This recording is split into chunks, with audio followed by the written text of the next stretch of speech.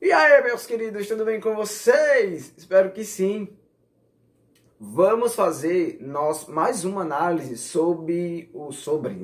o período regencial, regencial não, desculpa, agora sobre o Segundo Império, fazer nossa talvez última análise assim, num panorama geral do Segundo Império.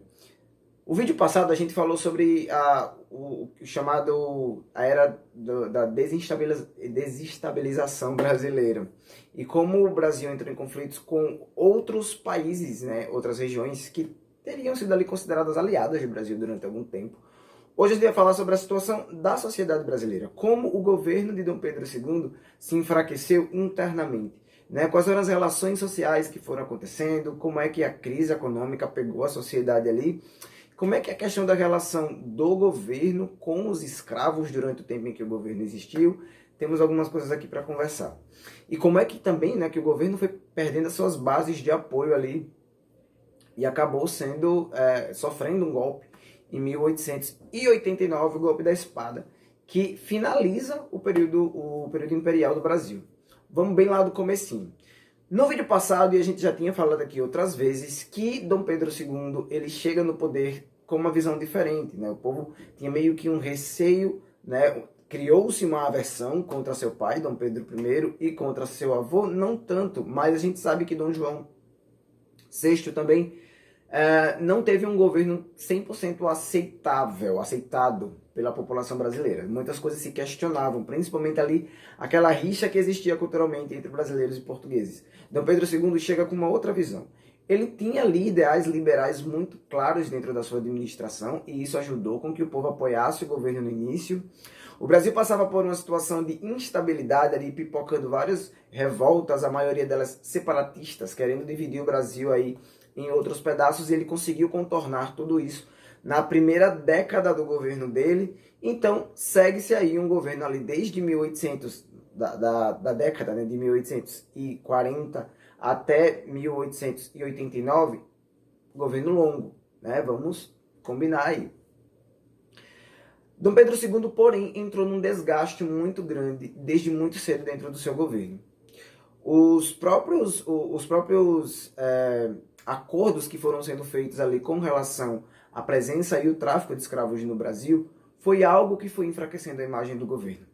A gente já viu aqui, já falamos em outros momentos, sobre como Inglaterra e Estados Unidos foram forçando o Brasil a criar mecanismos que fossem acabando aos poucos com a escravidão no Brasil. Isso era contra todo o projeto de mercado que era criado por essas nações e que acabavam sendo os principais aliados aí, economicamente, do Brasil. Porém, a questão do negro no Brasil sempre foi algo muito problemático. Economicamente, o Brasil precisava muito da mão de obra escrava e ele não podia abrir mão disso. Principalmente porque o Brasil era um país, por mais que tenha dado início ali ao avanço do desenvolvimento da indústria, o Brasil era um país muito rural e necessitava da mão de obra desses trabalhadores, né, para manter funcionando a engrenagem da economia.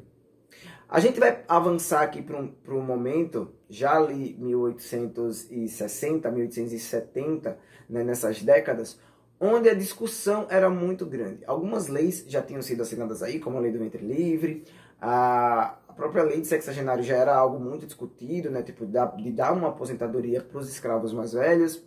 Porém, tudo isso eram ideias, como eu já falei, forçadas aí, vindas de fora, da Inglaterra principalmente, e dos Estados Unidos.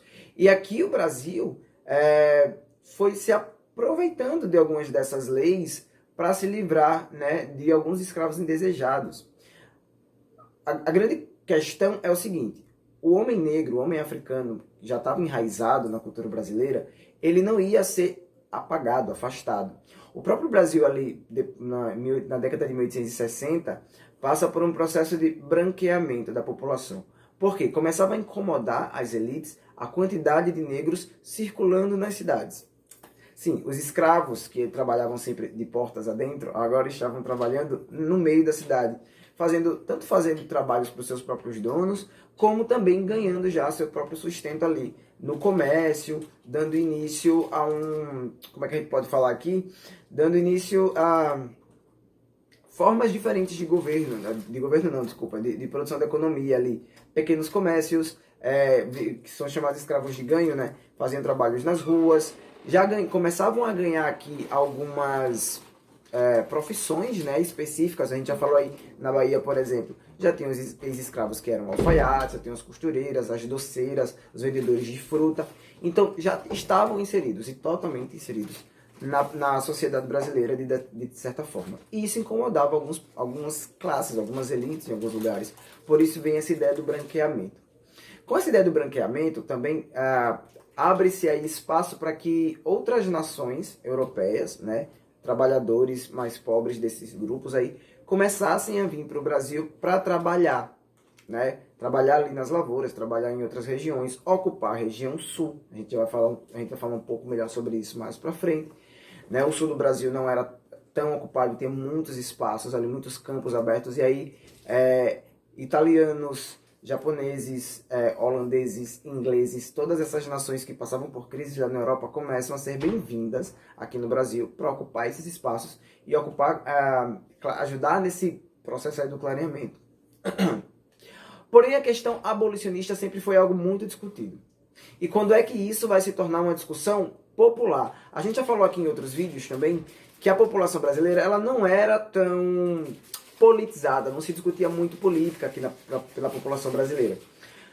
Essas questões do abolicionismo, obviamente, eram questões políticas, e isso vai chegar na boca do povo depois da guerra contra o Paraguai. Lembra que a gente falou da guerra contra o Paraguai na aula passada, e que mesmo o Brasil saindo vitorioso da guerra contra o Paraguai, os resultados da guerra não foram resultados tão bons assim para o governo, né, para Dom Pedro II. Isso porque o Brasil vence a guerra, mas se abate uma crise econômica muito forte sobre o Brasil. Os soldados de guerra, né, os que eram pais de família, que tinham ido para a guerra, quando voltaram, não tinham recebido aí suas indenizações, seus pagamentos. As famílias que perderam seus pais, seus filhos lá na guerra, também não tinham recebido suas indenizações ainda. E isso já gerava uma revolta dessas famílias, desse grupo social, contra o próprio governo. O ponto que estamos falando aqui agora é sobre como esse povo começa a apoiar a causa abolicionista. Por que, professor? Por que eles vão fazer isso? Porque grande parte do exército era constituído por negros, né? E negros libertos e alguns negros que foram para a guerra para tentar fazer um acordo aí e ganhar sua liberdade. Esses que fizeram um acordo, quando voltaram, alcançaram o seu objetivo. Porém, começou a se haver uma aproximação, né, que não existia tão forte ainda no Brasil, entre esses negros, né, e a causa negra, e essas pessoas, a própria população brasileira, que não se envolvia nessas questões políticas. Então, essas famílias agora, quando eles voltam, os homens eles acabam se tornando meio que irmãos de guerra, né? Eles se ajudaram, né? Se ajudaram a voltar vivos para casa. Então houve uma aproximação e é agora que a população começa também a entrar no meio dessas discussões aí em apoio à causa negra. Então o governo perde essa base de apoio. A causa negra, que é um ponto contra o governo de Dom Pedro II, que ainda é escravista, ganha um apoio social e vira uma zoada muito maior, uma discussão social muito maior. E relacionada a isso, além disso, na verdade, né, outros pontos começam a enfraquecer o governo de Dom Pedro II. Primeiro, a questão contra a igreja. Né, o governo está enfraquecido aí com suas relações internacionais. O governo está enfraquecido com suas relações sociais, né, principalmente dessas famílias que estão precisando muito de dinheiro pela situação financeira que o Brasil passava.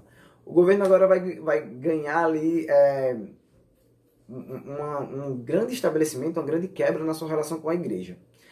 A relação entre igreja e Estado já é problemática em alguns lugares do Brasil já há algumas décadas, né, quando a gente chega aqui a essa altura do campeonato.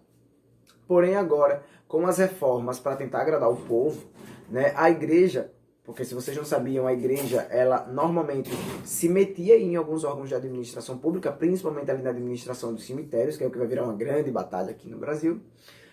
Porém, para tentar tomar as rédeas aí da administração pública e fazer uma aproximação entre essa administração e os interesses da população, a igreja ela começa a ser barrada aí de algumas questões administrativas.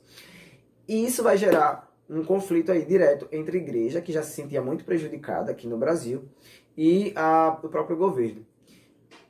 O clímax desse desentendimento aí é a retirada do apoio da Igreja Católica ao governo de Dom Pedro II. Pois é, então perde-se a base do apoio social, perde-se a base da igreja, perde-se a base de parte do exército, porque parte do exército começou a fazer campanhas a palavra fugiu agora da cabeça quando a gente vai pra rua. Protestos. Campanhas de protestos contra o governo de Dom Pedro II.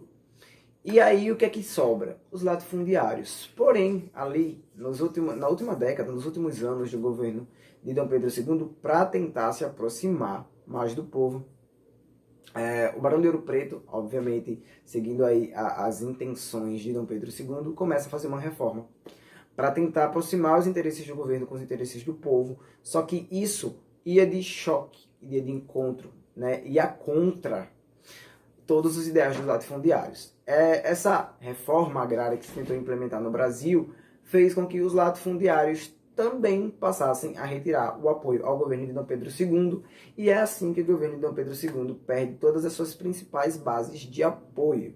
E o que é que vem pela frente agora? Vem o exército começando a se organizar para dar o golpe.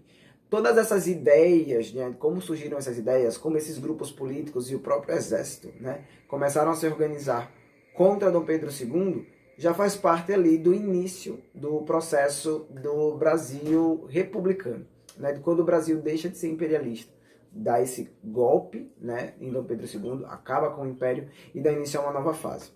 A gente vai parar de falar por aqui, porque tudo isso, como vocês já devem ter entendido, é um outro processo histórico do Brasil. Então, vimos aqui as bases das últimas décadas, né? Como o governo de Dom Pedro perde as últimas forças, por assim dizer, de seu apoio político. Certo, gente?